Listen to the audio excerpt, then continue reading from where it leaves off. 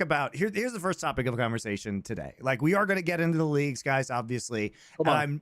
I promised you guys I wouldn't talk about Saudi again, but they keep doing it. Not Damn again. it. Not again. To be fair, there is news coming out every single week at this point. It's actually mental, isn't it? I can't. Okay, so we're not going to talk. You know why Saudi bad? But what's going on is Saudi related, but we're not going to actually get into the Saudiness of it, because the Saudiness of it is obvious, guys. So what is happening is that Saudi Arabia has petitioned the International Olympic Committee, or IOC, famously non-corrupt body, to host a variety of Olympics affiliated esports events. Where, you ask? Well, in Saudi Arabia, of course. So I guess, see, we can't stop talking about it, guys, because they're winning and they just keep getting more. It's like Esports World Cup. But what if we had, Thorin, the World Cup and the Olympics within Saudi Arabia? So they're clearly just trying to corner every single market. The Olympic, so the IOC, the International Olympic Committee, has approved this for what, 12 years or something ridiculous. They are apparently not interested in shooters.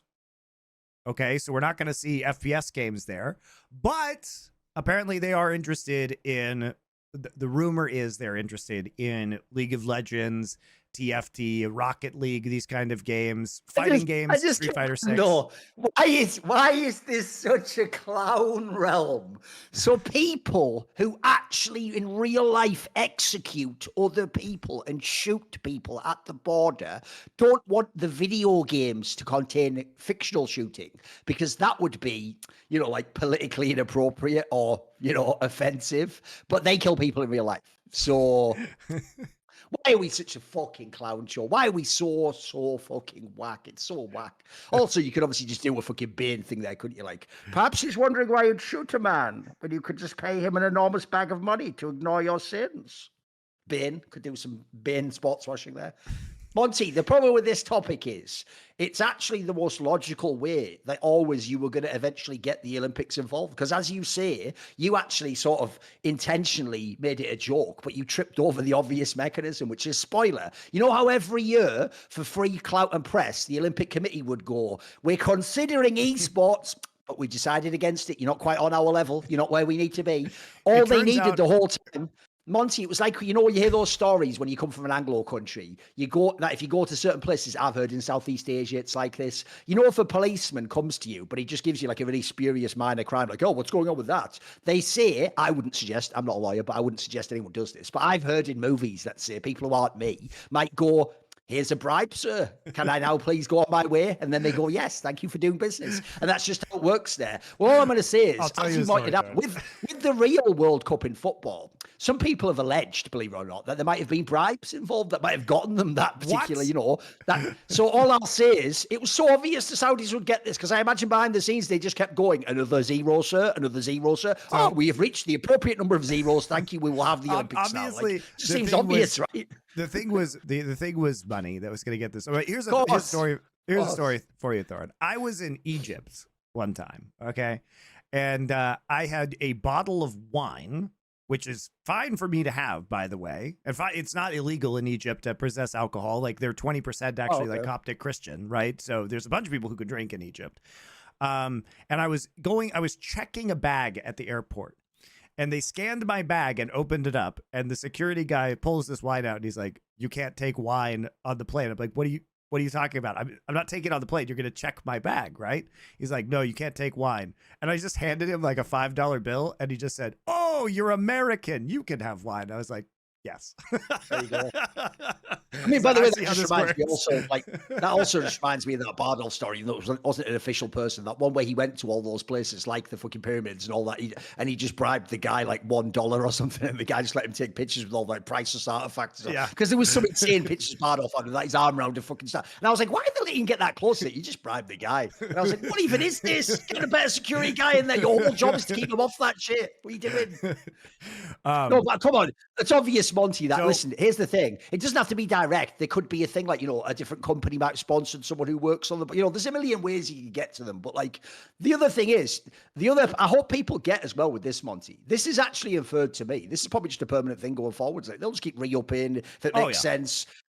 So, Of course. so I want to first off cite just, you guys will find this super funny. This is a great analogy about, so you might be wondering, well, what is some of the relationship that the Olympics have had with esports? Because a lot of you remember the Asian Games from last year, which is an Olympic sanctioned event. You know, winning the gold medal in that event did get a lot of the Korean players exempted from military service, right? You know, for Asia, they have already started running this stuff, but they haven't run the same style of events. But one thing that was really funny, and I found this because James Fudge at the Esports Advocate reported on this a few months ago. But basically, the IOC announced that they have ties to the Global Esports Federation. And you may ask, what is the Global Esports Federation? Well, the Global Esports Federation is I mean, God only knows what it is, but they have now also allied themselves to the Saudi government and ESL. So they had the one that was mainly like Asian people or yeah, something. it's Singapore. It's in Singapore. Yeah, there you go. So right. basically, what they did was they announced an Olympic esports series, and with 2 games, and I'm sure you guys are very familiar with these games. They are virtual taekwondo and an archery game called Tic Tac Bow. Oh Jesus! Even that name is cringe, isn't it? I know. And you know, in a great coincidence, these were both developed by the same developer in Singapore called Refract Technology. And Tic Tac Bow was released not very long ago, has pay-to-win components, and has about 5,000 downloads to date on Google Play Store for Android devices. So 5,000 downloads. So you might be wondering, why would these games be Olympics? This is James Fudge's reporting. So it turns out that the guys who are like the CEO and founders of Refract Technology have ties Are they on the committee or something? Yeah, the Global Esports Federation and the Singapore Esports Association. And so they jammed Tic Tac Bow, this pay-to-win tic-tac-toe archery game. Wait a minute. How? I know this is a naive question. I'll be that guy at the beginning of the factor ad. How does one pay to win in tic-tac-toe? I don't know. if one of you guys, no. What do you pay for the center square or something? What is that? What pay to win component could be in this game? I almost need to look it up for that alone, mate. That sounds mental. I can't handle it. It's so stupid. Also, apparently, Chris Chan, the president of the Global Esports Federation, is also the secretary. There are way too many people in esports called Chris Chan. Not the one you're thinking about. Not the Chris Chan you're thinking about. There's too many Chris Chans, Justin Wongs. There's too many. You can't have more than one. If there's one famous one, you can't have 2 more. You can't do more. All right. So not Chan Man, but Chris Chan, the current president of the Global Esports Federation, is also the secretary general of the Singapore National Olympic Council. What a surprise. Which had decision-making powers on the selection of games that were chosen for the Olympic Esports Series. So the reason I'm telling you this, guys, is because, as you can see, it was never a problem of the Olympics. It was a problem of who had money to pay the Olympics to get what they wanted. And in Singapore's case, for this Olympic series, it was, let's have the developers be nepotistically involved and then pay to have their shitty games that nobody played in this Olympic series. And in the case that we're in right now, it is obviously the Saudi Arabian government just footing a massive bill and paying the IOC and then getting the developers on board. Now, clearly that's just more sports washing. Clearly it's just more centralization of power within the industry for Saudi Arabia. But I don't want to talk about that, Thorin. I want to talk about what this means. Like, why does it matter? Because famously, like, nobody has ever given a shit that the Olympics were or were not involved in esports. And I still don't give a shit. But it does offer some interesting things that you guys may not have thought of. So what's your takeaway from this? Well, I mean, first of all, the reason why I do find it mildly annoying is I get that in League, people don't even remember that WCG 2011 one where they have the, like, you know, fucking chicks dig Elo and all that crap. So the problem is in League, as you'll notice, to this day, people are enamored with this idea, Monty. They find it completely enthralling. But I even saw people like, but imagine like Brazil versus USA. That sounds like the shittest game of League of Legends of all time. Like, if I made those lineups, Monty, and put them in LCS and had them play a best of 3, an only American lineup and an only Brazilian, you'd all boo and not tune in. If I put those lineups into Shopify Aurelion in immortal colors, you wouldn't watch that game. You'd wait for Team Liquid Dignitas or something. You can't. So already it's such a stupid premise because everyone does that thing, as we've talked about on past episodes, where if a country has 3 known players, you act like yada yada yada, they have 2 more anyway, and then they have a team and they're playing Korea. Meanwhile, obviously, I hope everyone can understand that you could send like the Korean 4th team and they would win this tournament and destroy all the Western squads. Like, I don't think people get it that, like, even probably the best one, which off the top of my head would probably be France, if I had to guess, even they wouldn't be anywhere close to like Korea or China. It'd be so absurd. And then lastly, the reason why to me there's not a particular fascination with this is we've actually had this type of tournament in Counter-Strike the whole time. In 1.6, we had a tournament called World Cyber Games that was essentially the Olympics of CS. And then in CSGO, we had one called WESG, which had massive prize money, which was a similar thing. You had to all be from one country. Like, famously, there was even a year where, believe it or not, they actually used to let more than one team go. One year, Virtus.pro, the Poles, lost to the second best Polish team and lost like 200k of extra prize money that they got from this like wacky lot. Yeah, exactly. It was mad, even though that team wasn't even good. So we've just done it so much in CS that to me it doesn't have some like crazy novelty to it. Like, I can tell you, I don't hate it. Like, here's the thing, if you put a lot of money in it and you do a great format like I'll watch it. But I just think people don't realize the novelty, I think, will wear off really quickly. And even that whole thing that they all say, because here's what I know what they're already doing, Monty. Notice all the people hyped are European. They're nearly all European. In fact, most of them even are French because they'd have one of the best teams. It's an obvious bias, right? When they get hyped, here's what I know they're thinking, Monty. They're thinking this will be just like in football where I get to cheer for the World Cup and Euros and I get to cheer for my team. And even if my team is bad, like I'm from, I don't know, Serbia, I can still cheer because it's about national pride. What they don't realize is this, Monty. You don't cheer in that scenario because football is like the best sport. You do it because it's ubiquitous in your culture. Like, if you're in England, dude, there's loads of women go watch the England games when they're on because it's just what everyone does on that day. If you didn't, here's the analogy for an American. If you don't go and watch the England game when it's on in a bar, you will have that feeling of like everyone else is doing something, like in American high school when it's the big game for college. If you weren't at school that day, all your friends would be doing it. You'd feel like you're missing out. You'd have the FOMO, wouldn't you? Like, oh, I'm not at the game or whatever. So I think people are just thinking, Monty, it's going to be like that in League. But it's like, but it won't be though. Like in League, it'll just have lower viewership. No one will care. And it doesn't have any of that cultural component. Like, spoiler, unless he has the most cynical PR guy ever. I doubt Macron is going to tweet about like, les bleus when like France plays. I'd love to believe it could happen, but I just don't want to. So I think actually people are, but he's being, I think people are getting too hyped. I think people are thinking it's going to be amazing. Whereas I don't hate it. Look, more tournaments the merrier, but I think this will actually end up quite scuffed in its execution. And my joke would be this, Monty. Wait a minute. A tournament in which the only match I really care about is probably the inevitable final between Czechsnots, Team Korea and Team China. I thought we just got rid of that tournament, Monty. It's a pretty good joke. It's a pretty good one. Think about it. Think about it, fans. Think about it. That's not a bad joke. That's not a bad joke. And also, like, if you are OG, like Thorin mentioned the World Cyber Games, or WCG. And that was a tournament that was played across a variety of esports. It was very famous in StarCraft. It was so in Warcraft 3, where I come from. Warcraft as well, yeah. It was the most important. 3 golds, right? It was the most important tournament because the Warcraft 3 scene, while it was bigger in Korea than most other places, like it was actually, the playing field was pretty even in Warcraft 3. And it was really the time you got to see, it was like the World Championship basically, because you got to see the Koreans versus the really good European players. And it was very exciting in Warcraft 3. In StarCraft, it was less exciting because it was just a bunch of Koreans like beating, it was like 4 Koreans that would qualify every year, and then they would just be top 4. So that was less fun, but Warcraft 3 was very interesting.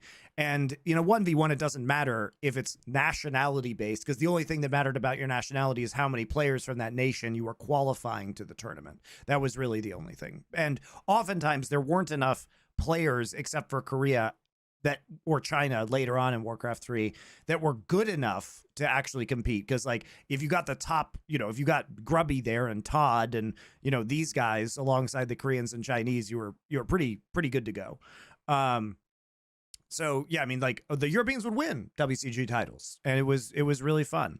So that was kind of the big scene there. So it was it. By the way, WCG I think is being run again now. Maybe I don't know. I think it's mostly a mobile gaming competition at this point in time.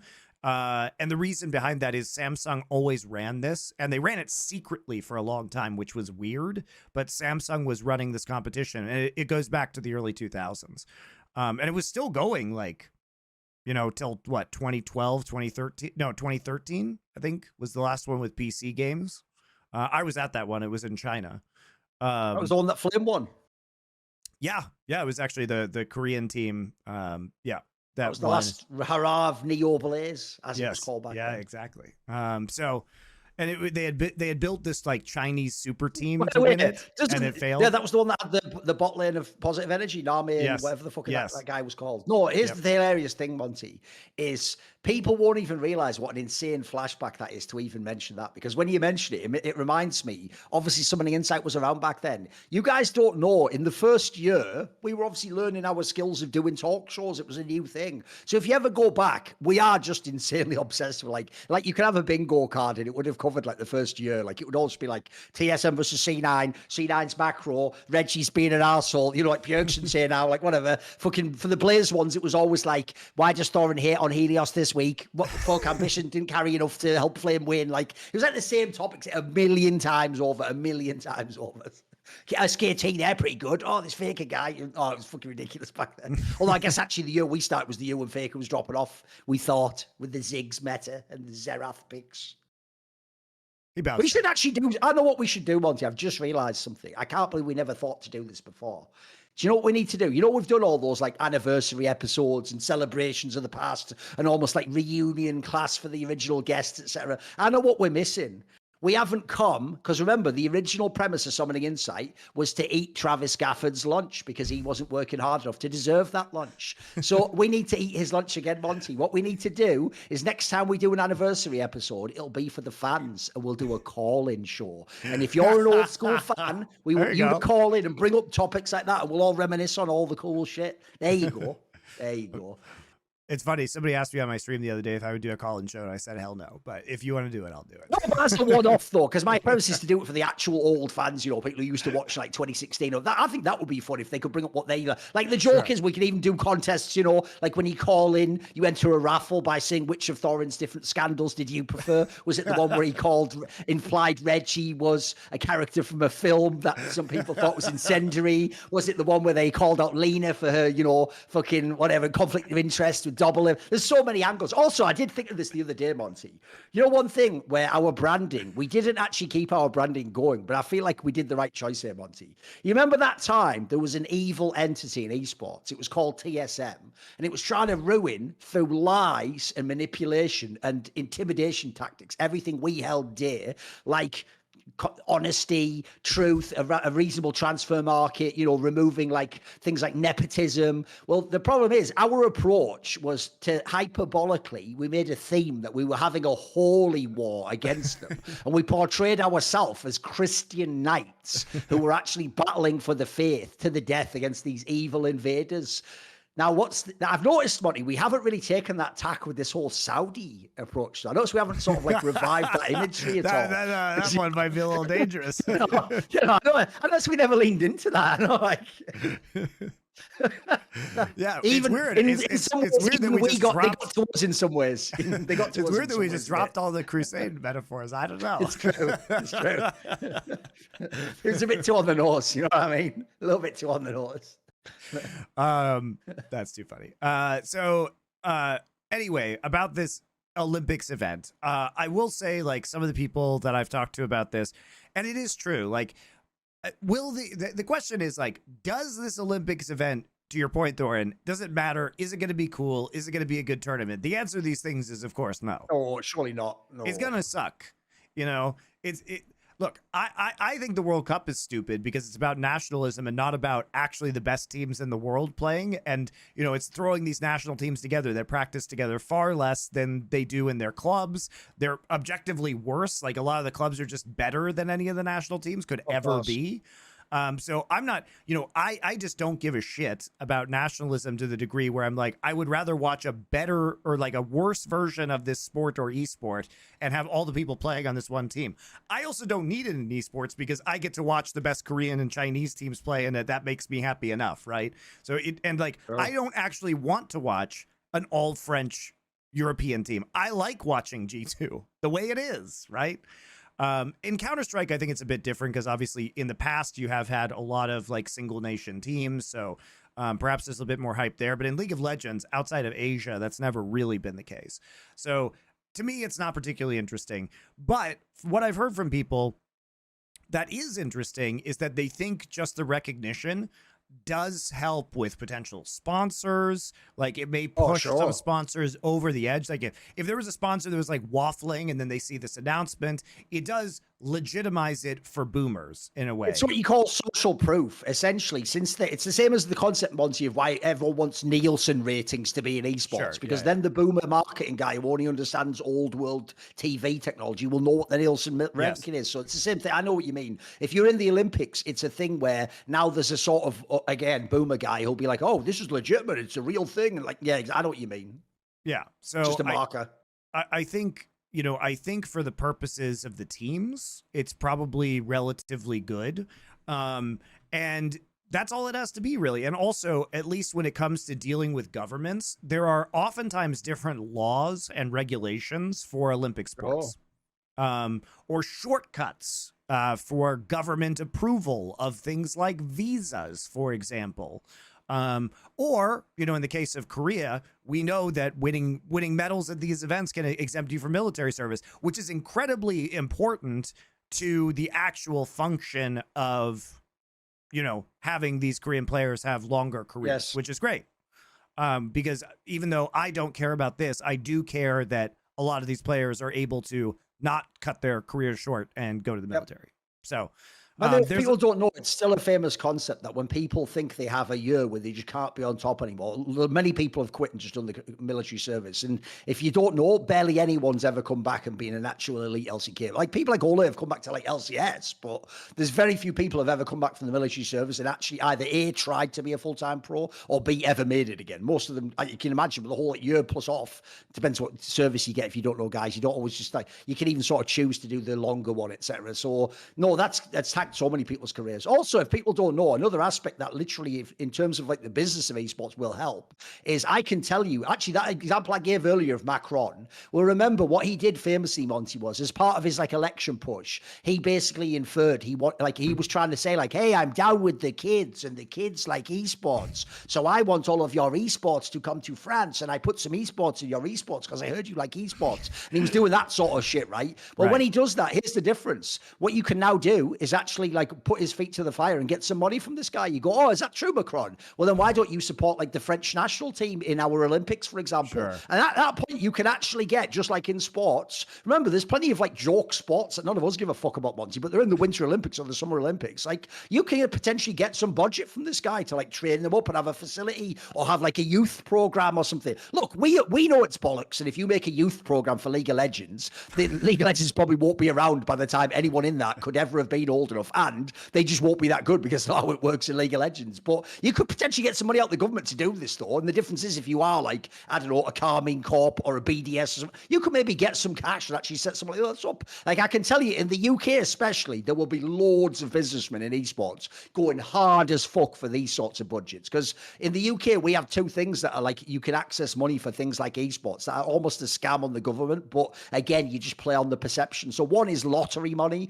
We have a national lottery in the UK, and famously, the money has to go to like charity causes. Sure. So you can do the same thing. Like the obvious one you do in esports with the lottery one is usually more like disabilities. Like you'd set up a thing where there's like a GLAN center where like disabled kids can go and play, and they play like educational games or something. And you just make it seem like, oh, we're just doing something wonderful for the community. So similarly, I guarantee when this happens, there'll be loads of those like British Esports Federation that'll all be applying for like government fucking grants and shit again to set up like a talent pipeline so that we can win in FIFA and Tekken or whatever the fuck games are in that thing. So I actually think, in a way, look, the downside of that is a lot of grifters will get between that money and spend it on absolute bollocks and it won't do any good. But some of it also might go to some of the people who might do something legit, and then maybe they'll use that facility for something better. Or I think an obvious example that could be cool, that could help us all, Monty, would be if the government just did something like use the money to either build an actual stadium that all esports tournaments could take place in. Like, that would be cool, Monty. If you made an actual stadium where it's like you can host a CS major there, or a League of Legends World Stop, or an LEC final. Something like that could be a clever angle to bring tourism into your country and stuff. So it doesn't all have to be a scam. At the end of the day, it's just like accessing money. Yeah, and it really just is, like we said, the legitimization of it, and the way that the Olympics are tied into current governments, that does like grease the wheels, I think, for a lot of teams, players, countries, because it's a long-standing thing. So I'm interested to see what this does. Are you going to pay attention to the actual Olympics? Maybe, but probably not. It's probably going to be terrible.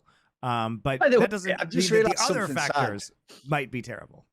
Even though we won't do it on this one, Monty, because we would have actually check here. But I want you to go and check with some of our sponsors, because I think we could get edgy, but in a cool way. Like, I would love to do a commercial that was like, oh, all this sports washing makes me feel dirty. I need a shower. You know, ask them, Monty. Ask for a future episode, because we can do something straight fire with that. I've got one. It's a bit touchy. You know, you got to be careful with that one. I've got one for you that we can do right now, though. Okay. Yeah, go for it. So I know you guys, as we switch into regional League of Legends. Now, we've all watched a lot of LEC, and you might say that the LEC was not up to par, but certainly one of the teams that stank the worst for a lot of this year was Carmine Corp. And how dare you think what you're thinking right now? No, that is a very hurtful stereotype that they're a French team and they happen to be bad at League of Legends, or some might say stank. But if anything about them stinks in any even metaphorical concept. Exactly. Yes. Exactly. Just metaphorically, guys. Don't think that way. But they've cleaned up their play recently, and they actually are looking like, I wouldn't say good, but you know what? Okay. Compared to the rest of the LEC, pretty good. See more cool, funny, interesting clips based on topics from my content? Well, subscribe to this channel then, or, you know, be a pleb and don't.